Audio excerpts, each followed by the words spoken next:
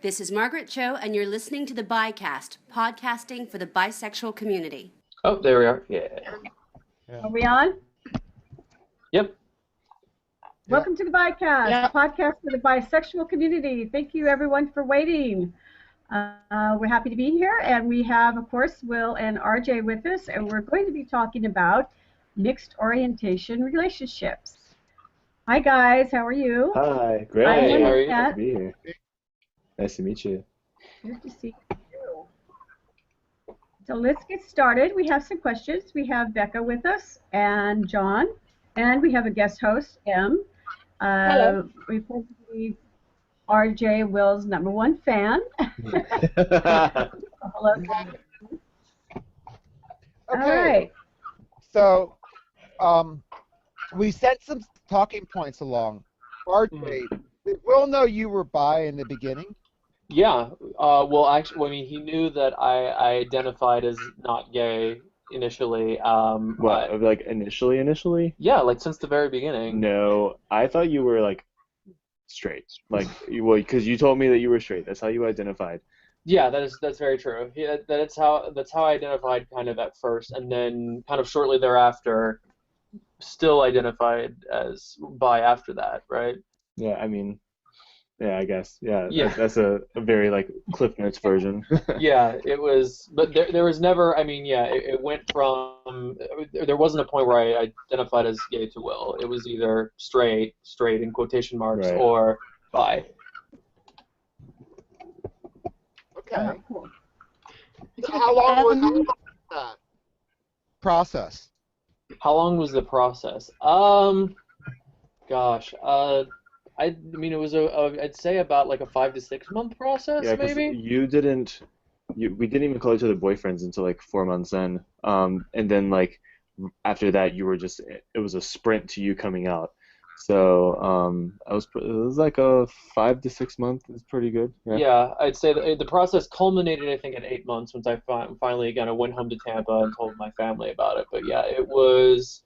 I mean, in my mind, I had been just, because I was brought up in the church and brought up in that whole doctrine of, oh, you can choose, what impulses to act on, which was kind of true in my case. I had always thought that, in the long run, I was going to end up, married to a woman, and why bother kind of going through the process of coming out as bi if it was only going to just cast doubt on my eventual, relationship that I was going to, get married in. But then come to realize that, oh, wait, this is probably going to be the one that I get married in, so I might as well come clean. Mm-hmm. Awesome. And you guys are engaged right now, aren't you? We are. Yep. Exciting. I love that picture of you asking him. That was pretty cool. Oh, yay. I was completely oblivious. Mhm. So I'm sort of coming at it from the opposite point of view you're coming from. I'm bisexual and my partner's heterosexual. Mm-hmm. But what I want to ask you is, if you knew someone who was getting into a relationship like yours, one gay man, one bisexual, what would you want them to know? That if I had to give them advice, I would say don't let yourself get hung up on labels, because then you're already setting yourself up for failure and all of these like false expectations of what your relationship should be. At the end of the day, the only thing that matters is how much the other person that you're in a relationship with respects you. It So makes you happy. yeah, like they should. I mean, it's not their responsibility to make you happy, Sure. but they should be honest and they should respect you. And you shouldn't paint this picture ahead of time of them just based on however they identify sexually. If they are genuinely interested in you and they respect you and you trust them and there's honesty and there's communication, there should be no hang up over the sexuality. Yeah, I think kind of feeding off of that, a piece of advice that I would give is just kind of keep the line of communication open and try to keep an open mind as well. Mm-hmm. Because there are, I mean, to a certain degree, there are going to be certain things that, if you're not experienced in this field, that you're going to have, I don't really fault Will for his initial concerns of like, oh, well, if you identify as bisexual, like, do you miss women? Do you miss being with women? Like that's an okay question, as long as I'm able to kind of communicate that. I mean, I may or may not miss being with a woman physically, but what's more important than that is what we have is more, is so much more, and I'm happy with that then. Right. Awesome. So, next question. Good answer. Next question. Relearning what sexuality and gender really is from the gay partner's perspective. It's a big shift in thinking to grasp sexual and gender fluidity, and probably one of the biggest hurdles. Will, did you have any problems understanding RJ's bisexuality? I mean, honestly, like, I've never really given his sexuality much thought. I let him, because that's not really like, that's not my path and that's not my story to tell, and I kind of just let him go through the process of dealing with his own sexuality on his own terms, because his sexuality has absolutely nothing to do with what other people think. So at the end of the day, like, he whenever he came out to his parents, he came out as bi, and I don't even think that, like, I really asked you at that point, like, if you identified as bi or gay. I just kind of like, you're just like, whatever. Yeah, I was like that from the. I mean, I'm still like that. It's just not. It's just a non. It doesn't matter to me. Non-issue. Yeah. It was so weird. I think Will has been, one of my greatest, I don't even say mentors, but maybe role models, as far as, don't live your life for anybody else. So, and I can say very, very, clearly that he does practice what he preaches, in the sense that he doesn't care, like, as long as I'm comfortable with the identity, he's like, okay. Yeah, like, that's all that matters. Like, your sexuality is your thing. Are you comfortable with it? You are? Great. Cool. Cool. Yeah, Let's so hope I they suppose, find that for everyone. so I suppose next question is, do you still have to deal with RJ being seen as gay now? And do you find you have to come out over and over again because of it? Because RJ, people see you with Will, so they're just like, oh, okay, gay couple, sure. I mean, deal with, I think, is even like a strong term, as far as, for a vast majority of situations. I mean, I have to deal with people when they first meet me by myself, assuming that I'm straight, and I think that's the case for a lot of people that don't identify as straight. I have to deal with people assuming that I'm gay the minute they see me with Will, but I mean, practically that doesn't matter as much, because usually they'll just say, "Oh, I thought you were gay." I'm like, "No, I'm bi," and most of the time people are like, "Oh, okay." And that's kind of the end of the discussion. Yeah, I think what's probably the most problematic is whenever, I mean, people, it's perfectly understandable for people to assume that both of us are gay because we're two men together. But then whenever RJ defends himself and says, "Oh, but I'm bi," they'll come back and say, "But you're in a gay relationship," and that it doesn't matter. Like, it doesn't matter the fact that we're two men. Like, he still has his own identity, and I still have my identity. And anyone trying to, like, say, "But aren't you this?" Like, that's not really, like, their argument, or any, like, that's not their position to say. So I think, like, out of all of the things, that would be probably the hardest. Yeah, but really, even then, it's people almost never do that face to face. It's almost always, the faceless commenters that are like, "Shut up, you're not actually bi." Right. There's so many people that are like, "Wait, you're just trying to hide behind your bisexuality because you don't want to admit that you're gay." Like, okay, it seems like there's a lot of internalized homophobia there. And that to a certain extent is just, that's the internet for you. If they're not gonna give you shit for one thing, they're gonna give you shit for something else. So. Yes, true. And I've always wondered about what you're hiding behind your bisexuality. It's I would think it'd be easier just to say, "Well, I'm gay," or something. Oh, totally. Yeah. I'm hiding Why- behind the identity that's much more difficult. Yeah. Yeah. That's airtight logic. Yeah. I think you'd have to be a special kind of masochist to hide behind bisexual as an identity. Yeah. Oh, yeah. Because so many people don't even like it. Everyone sees it as a stepping stone. Yeah. Sexuality. I would much rather people think that I don't exist than. Exactly. whereas I have like the bi-curious thing, because with the demi, I'm not like attracted to people unless I've got an emotional like relationship with them, and there's very few lesbian or even bi people around here for me to even remotely get a chance to get a connection with them. So I'm stuck saying, well, I've had a boyfriend for a year. I'm with him, but if a chance with a woman came up, I would consider it. Right. But because I don't have that opportunity, people just assume I'm definitely straight because I've had a boyfriend for a year. Yeah, So. That's something I'm super happy that is getting some attention now, demisexual, and I think that like I don't know, I'm really excited to see how society reacts to that, because I mean I have a friend who I had a long conversation with him about demisexuality, and it was that conversation with him that really opened my eyes to like, oh my God, wow, there's like this whole other facet that I had never even known about, because I mean it's not me, but it's awesome. I'm just so happy about it. Mm-hmm. Yeah. It is, because what I run across is there's a lot of, in my own experience, that, you know, with a certain person, they had no idea what asexuality was, and it was like a revelation to them to realize that they weren't like totally, you know, an alien because of it, and it was quite affirming for them. And you know, and I think that we're going to find out there are more people. And to me, I mean, and I think it is a true sexual orientation, and it really needs to have some more voice for it. Yeah, I'm trying.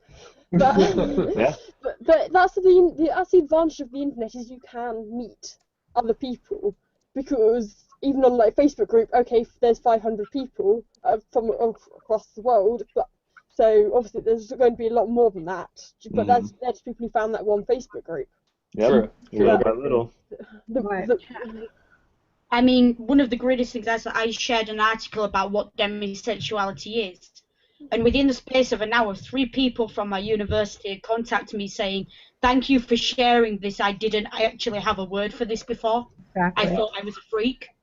Mm-hmm. Yeah. So I love when people, you know, find something that fits. I think it's. Oh yeah, definitely. Oh, totally. I mean, you know, there's definitely. I luckily was talking to Elio Cruz, how he kind of really helped put into perspective how much, because I think in a perfect world, obviously labels don't exist, but in order to get there, we have to recognize all these different labels first to be able to recognize that there are so many different possibilities that exist, and then eventually people will just kind of figure out that okay.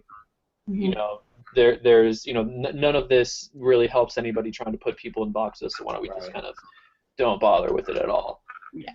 Right, exactly. I think we need labels for, community gathering and help sort things out, but yeah. Mm-hmm. Well, I would say that, we need well, I don't call it labels, I call it like descriptions. So that we can form communities around like-minded people. And bisexuality is an umbrella term. We should be fitting under like lots of these sub-labels of communities, and we need to do that because we have so many issues that are particular to people who are in the middle sexualities. Right. And unless we have places to go, communities, umbrellas that they buy on them, we won't know where to go. Yeah, I think that's important too, because like we have these labels, and I think that it's important to. I think that's a great way of describing it, is that there are descriptions of like who you might be, but then there's so many. Whenever a kid goes through the coming out process, he's trying to find the cookie cutter that he fits to. Or that at least most closely describes their experience. Right, and I think it should be the fact, okay, they're adjectives, they're part of you, but a bit like how you don't have your left-handed friend. Right, exactly. It's like, you need to, if, for instance, if you're getting scissors for people, like I'm in school, etc., it's you need to know they're left-handed, so you can get the correct scissors, and like you can use the correct pronouns, but it should be, okay, fine. Yeah, and then like you move on. Yeah, and then, not like we don't have like a whole conversation about left-handed people and how special they are. And no, it's just anymore. I could say just the other umbrella community. Okay, except for at Pride and maybe a couple of events, you will never see twink and bears together in the same space. But both of those communities identify as gay. Right. Fair enough. And, Yeah. you know, and so I mean, just like all the other sub communities of LGBT, we have our own sub community, right? Mm-hmm. It's and at the end of the day, it's the LGBT, and we have to be looking at our total community and what our needs are, and in terms of political action, in terms of social community, all those kind of things. I think we probably should move on now. One of the things that you were talking about earlier is something we call orientation maintenance. Orientation what? I'm sorry? Orientation maintenance. Maintenance. Which is like when you're, especially when you're bisexual in a same or opposite sex relationship, you get misidentified a lot, and so doing the orientational maintenance is basically telling people in the gay or straight community that you're identified as that no, I'm neither. I'm bisexual. I mean, things are different these days. It took me 11 years to come out to my partner, and that was 17 years ago. And so happy 6th anniversary. Seven, yes, yeah, we're coming on 28 years together. Oh wow, that was tough. Nice. Yeah. So, and we're Xers, so we don't believe in marriage. I don't understand that, but things are a lot different today. I mean, and there are a lot of victories, and like it's great to see that younger people are able to come out, as whatever, gay, lesbian, bi, trans. This is a world that, when I was growing up, really didn't exist. Oh,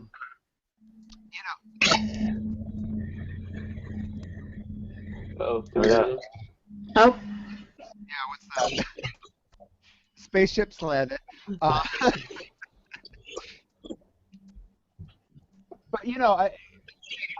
like there's. We're having a lot of sound issues with that. Em, can we move on to the next question? Yeah, I'm getting ready to right now. And so that was leading into this question. Do you think it is important for bi-curious people to make their partner aware of their orientation? If I heard correctly, was the question: do you think it's important for bi and bi-curious people to divulge that to their partners? Yes, early. Okay. Early. Yeah, obviously. I mean, I think in general, just honesty is generally just the best policy. As much at vast majority of the difficulties we've had in our relationships around honesty. So I really feel like any difficulties that you may experience in the short term, bringing it up early kind of are vastly easier than anything you may experience in the long term because you weren't completely honest.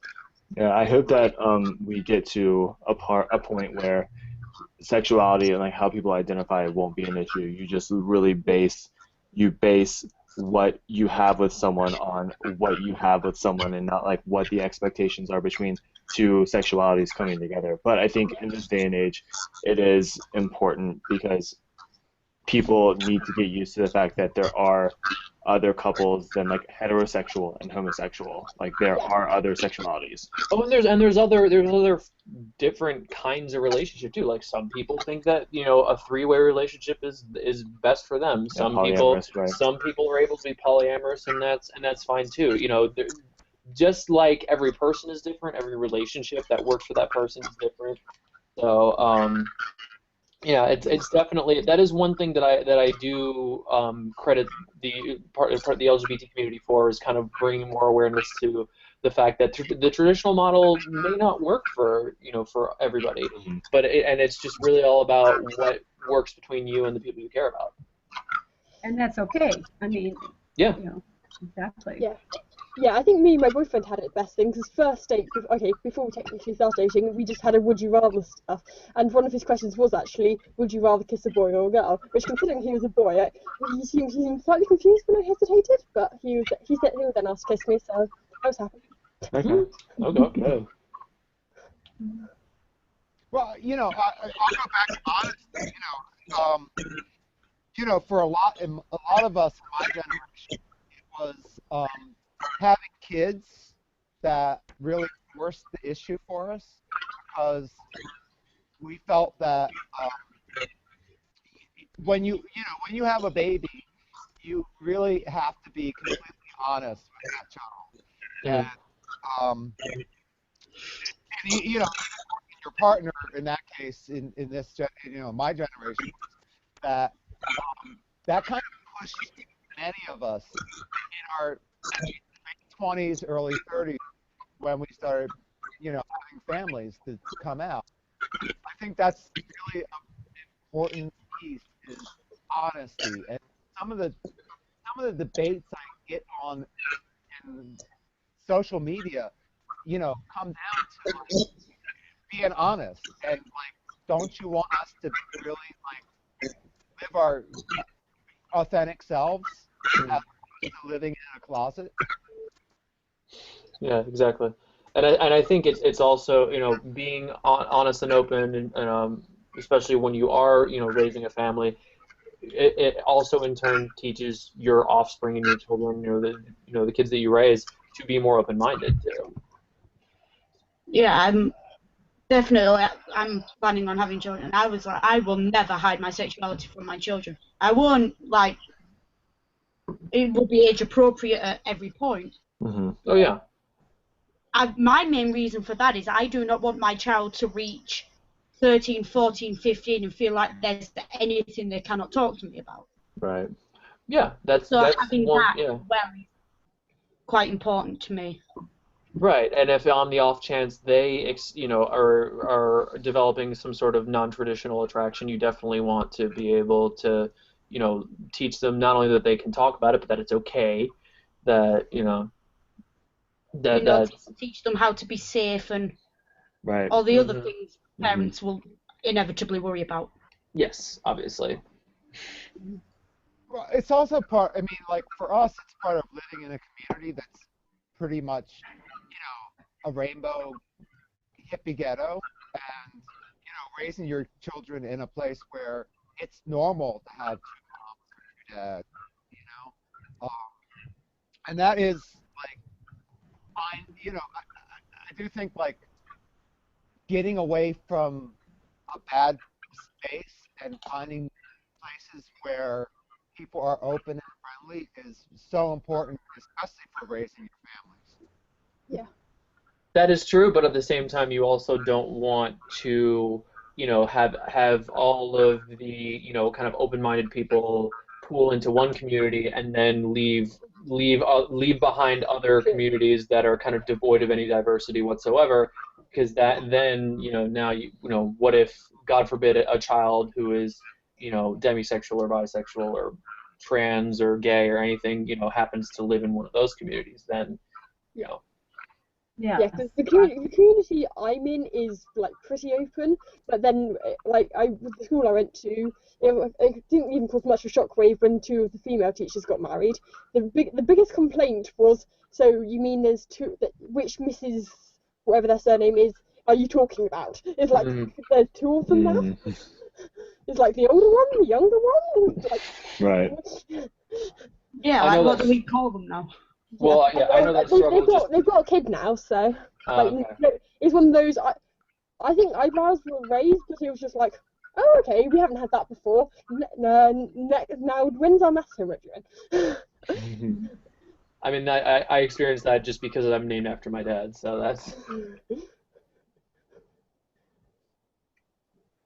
but there is a, like at least in America, there is what we call the great sort, where we have the blue states becoming bluer and the red states becoming redder, and people are like sorting themselves in these spaces where they feel comfortable in. Oh, wait, is his connection bad? Yeah, he's been muted. Okay.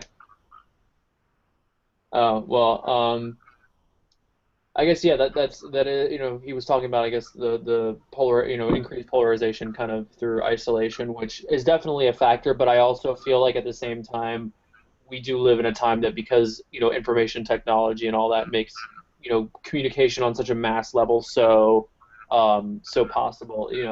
Even when you have those very isolated pockets of kind of closed-minded thinking, there's still ways to kind of infiltrate and send messages of kind of peace and love and tolerance in there. So. Oh yeah. Back in the day, I mean, when a young gay person would come into the community, we would say that they came in off the first boat from West Virginia, which, of course,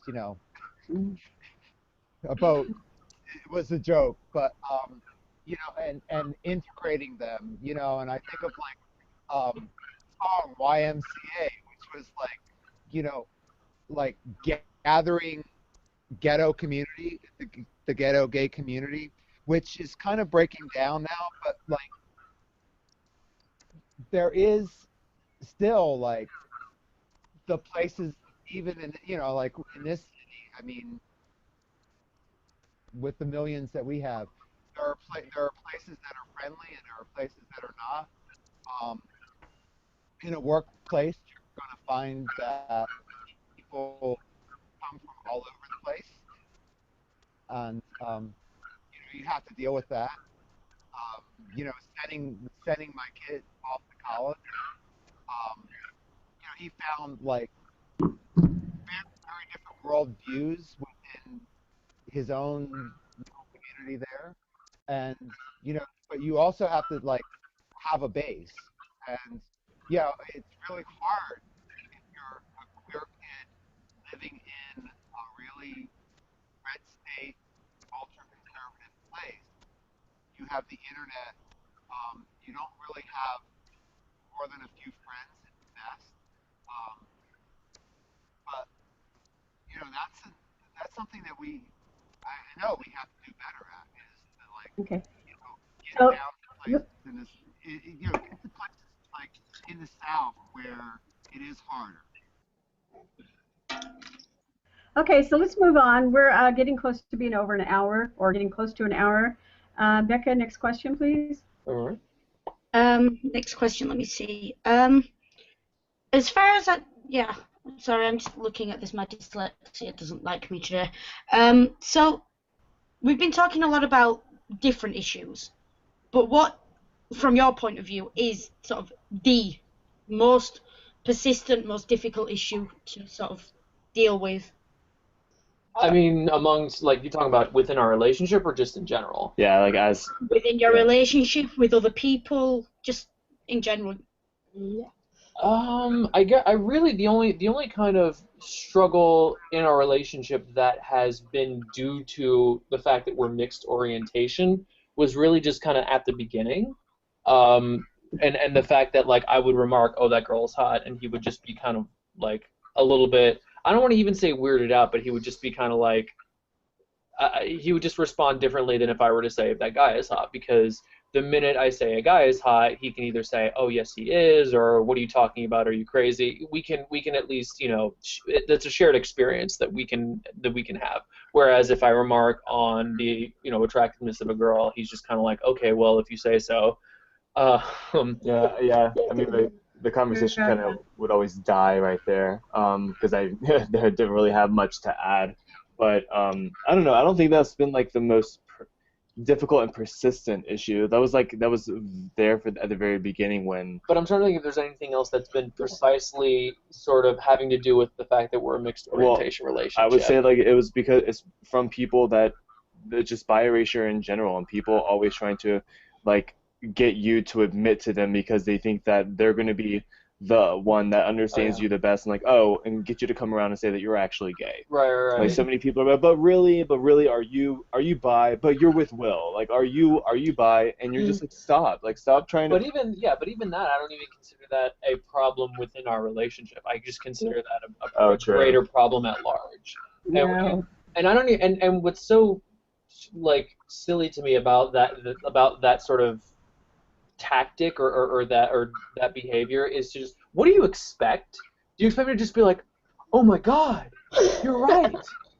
I've been kidding myself all along, and then did like break out into song or something about how you've saved me. You so commenter. Happy I had this conversation. Oh, thank God you. Not knowing myself. The spell has been broken. So, what do you expect? Like with honestly, like within our relationship, our sexualities have very, very little sway over like how he and I go about our day-to-day life. At the end of the day, like, I mean, I guess from my perspective as a gay guy, I could date a gay guy, I could date a bi guy, I could date someone that identifies as straight, as long as they like respect me and they're honest with me. It doesn't like, to me, that just doesn't matter to me. I do think that's part of I think why Will is just doesn't really care as much. Is like, I think, you came from a community where any guy that you fooled around with identified as straight. Right. You're like, whatever. It didn't bother me. Like, whatever. It's not what I'm here for. I'm not here to like have you like go through the motions on figuring out how you want to identify. Yeah, wherever blows your skirt up. Huh? Yeah. Yeah. So, RJ, how did you come out to your friends who thought you were straight?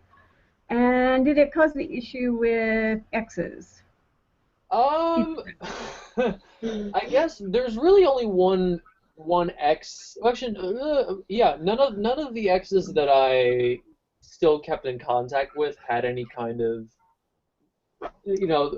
a vast majority of my friends, I didn't even say I am this. I just said I'm dating Will, and I kind of let people draw their own conclusion from there. And then anyone who asked, I made sure to correct them. But other than that, I what they think is, whatever. I don't really concern myself too much with that.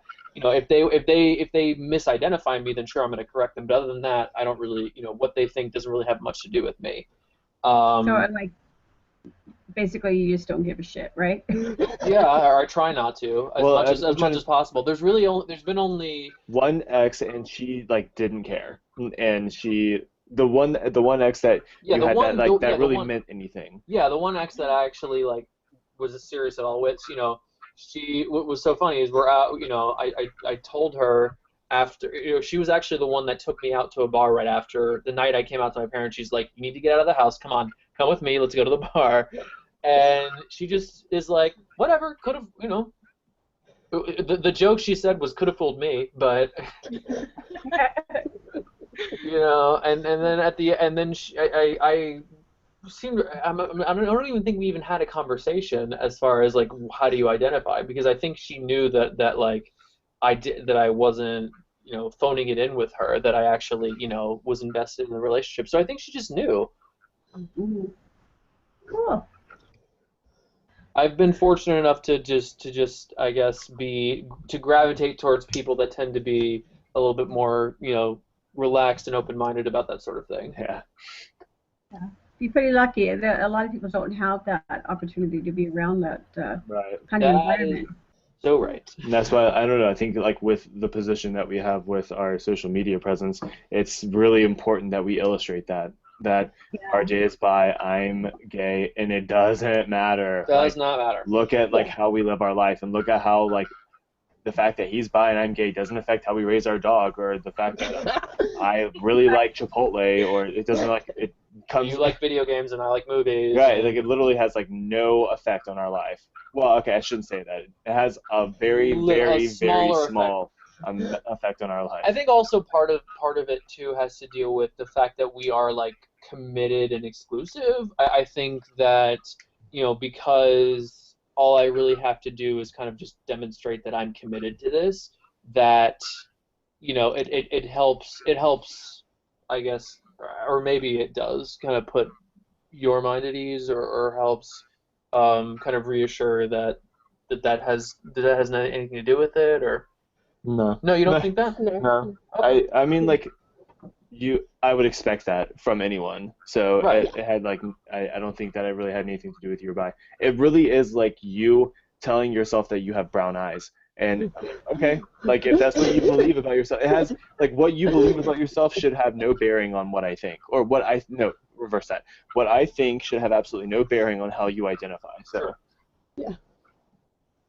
Unless Yeah, I that's ask you like- for guidance. right. I want the words "our sexuality does not affect how we raise our dog" on a t-shirt. Yeah. On my t-shirt. Like literally the only that, and I try to like perpetuate this notion that the only instance where sexuality matters is if you're having sex with someone. And like if you're not having sex with someone, it doesn't matter how they sit across from you when they're having coffee, or how they walk past you on the street. Like literally it doesn't matter. Yeah, there's no inherent traits to each sexual orientation. We are just really basically people, and one orientation doesn't make us like really good at decorating or whatever, you know. I wish. Yeah, I that, wish. I wish I could like blade and have like all the strengths of gayness and all the strengths of straightness, and just to combine into like a superhuman. Oh my God, that'd be amazing. Wouldn't it? Yeah. Maybe that's why there's bi-erasure and biphobia, because they're scared we are like these superhuman. Yeah, like, they have everything. That's like the biggest loophole. Like we are so intimidated by that. I can lift weights and decorate. Oh. Oh no, that's my brother who's like I say he's got a girlfriend. To my knowledge, she's completely straight. I was trying on dresses for prom, and I got a text from him saying, "What colour do you want in the living room?"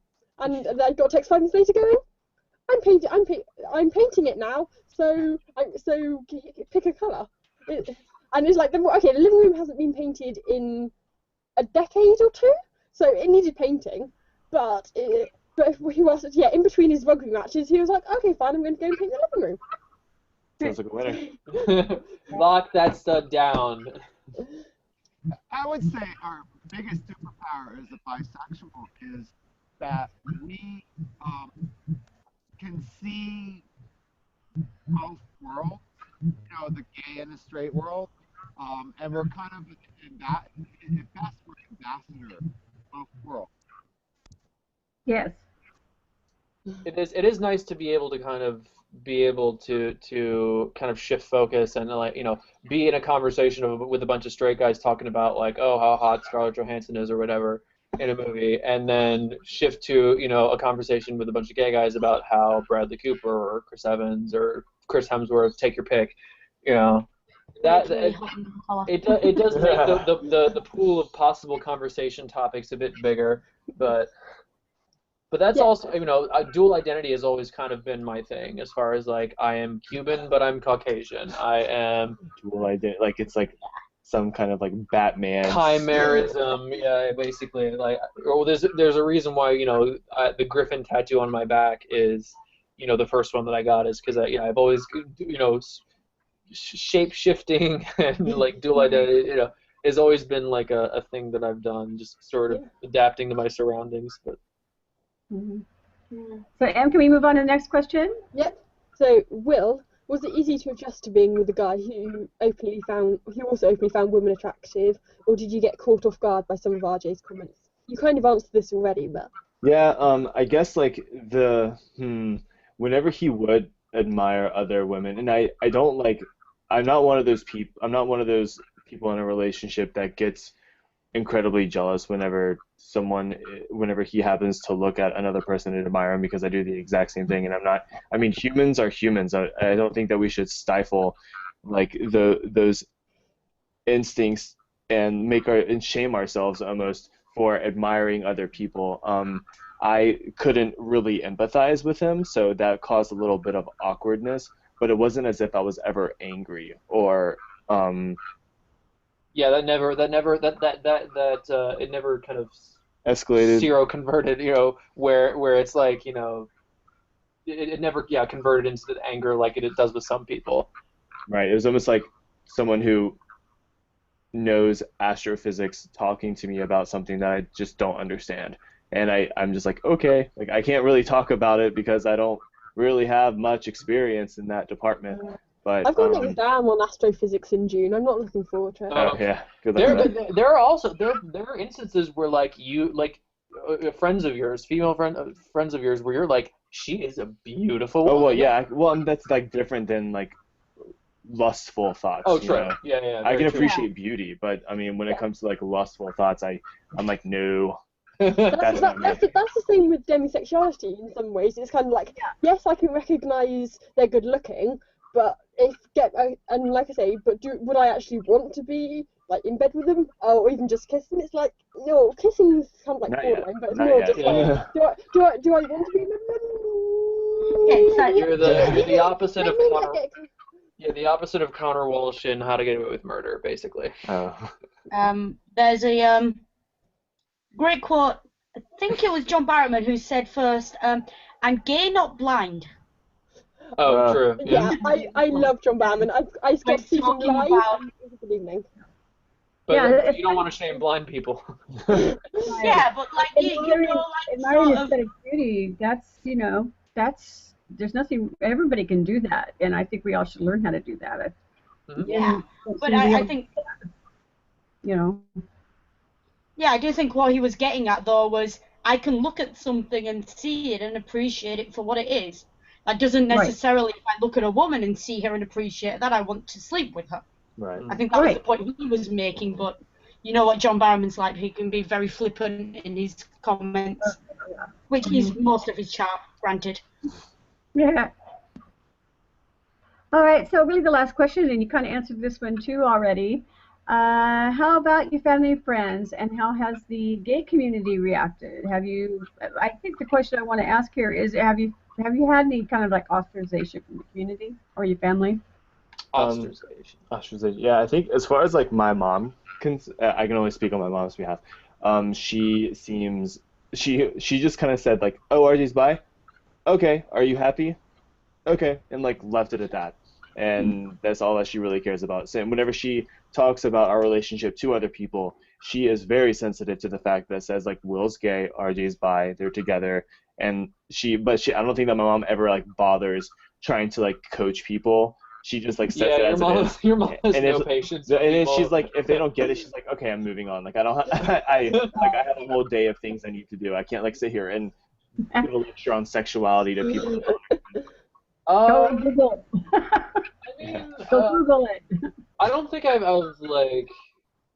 It was hard because when I first tried to come out to my parents, it was difficult because they definitely couldn't wrap their heads around the bisexual part because they were still of the mindset that you had to choose one or the other.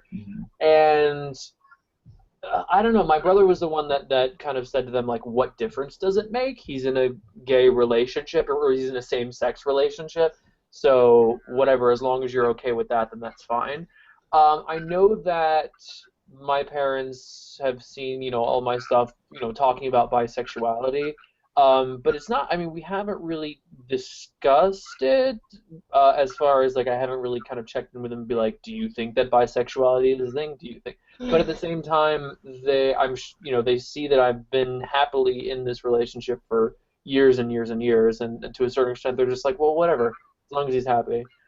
And then as far as the gay community goes, I've gotten a little bit of pushback as far, in person it's more in the form of a question than it is, having people out or straight up trying to deny the fact that, identify the way that I do. It's more just like, well, if you're gonna commit to a man, then why not just, go ahead and like say why not just say that you're gay, and then then that's a conversation that I can choose to have or not have. And that's so stupid though, because it's like you're wearing a baseball hat. Why don't you just go ahead and admit to being a boy? Like you're oversimplifying like a very complex part of someone.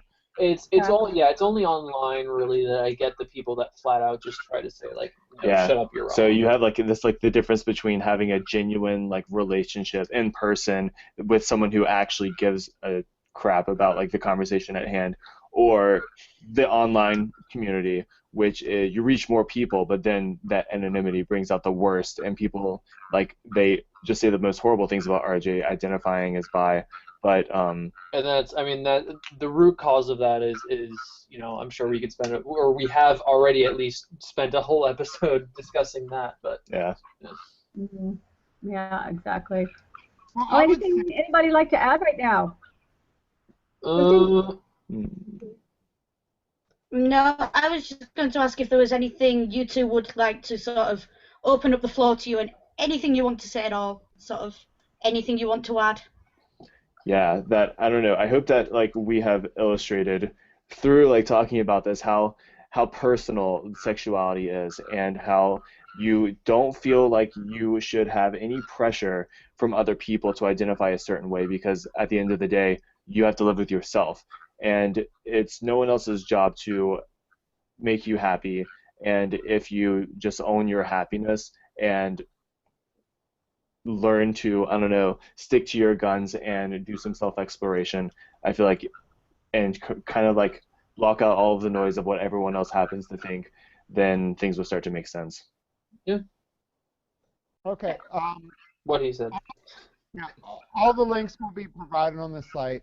And what I'll say about your last comment was, there is this idea of political gayness and political lesbianism, and I think that comes from the oppression of the LGBT community, is that for so long there's just been so much attack, and there's this pressure, if you're in a same-sex relationship and bisexual, to identify as gay or lesbian because of the political ramifications. Sure. And I think we have to say and show that our community has different issues and different problems, as well as having some of the same problems as gay and lesbian people have, and to say we have to be honored too. Oh yeah, and I don't think, really honestly, I don't see any problem, especially as far as us being politically active with our relationship. I really don't see how I identify affects that, really, because all what we're saying is that our relationship is valid and deserves all the same rights and recognitions as a heterosexual one. That is the case regardless of how either of us identify. Right. Exactly. There was just one thing sort of before we finish, well, two things I wanted to say. That just from listening to the two of you, I really love your attitude. It's brilliant. You just sort of like, the world doesn't like it, screw them as well. Or not, because obviously the pair of you. Yeah. And also, when I first sort of came into the community, especially into the community of bisexuals in relationships, I had the impression that there was kind of a disparity between those in relationships that appeared homosexual and those that were in relationships that appear heterosexual. And yeah, we've got a few issues that the others don't have. But what I've really found from sort of listening to you two for the last hour or however long it's been is actually how much we have in common. Yeah. And it's actually that's really opened my eyes to a lot of it, because there was a lot of things I wasn't aware of. Yeah, exciting. Oh, thanks. Yeah, awesome. It's and I will say that kind of not giving a shit what other people think mindset. It can be a bit challenging at first, but I think it's a matter of just realizing that when you care too much about what other people think, it almost makes it almost impossible for you to be happy. Right. And that's I think it's once you manage to get a taste of that, then there's no going back.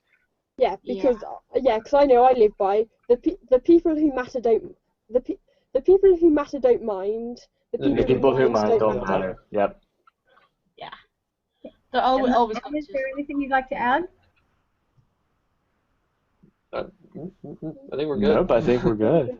Our dog is cute, and we're sorry that he's been making noise in the background. I've been trying to keep him quiet. All right. If you don't mind staying on as soon as we stop broadcasting, we'll just do a little review.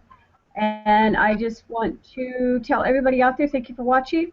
And remember, you are not wrong, you're not broken, and you are not alone. You are a human being, and you are bisexual, or gay, or pansexual, or demisexual, but you're great human beings anyway. So thank you all for watching and listening. Bye. Bye. Bye. All right. Really, dummy?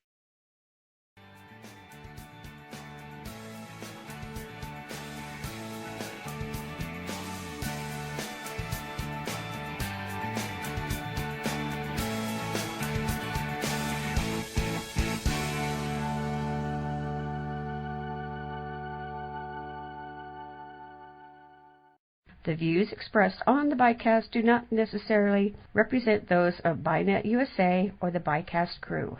Look at that.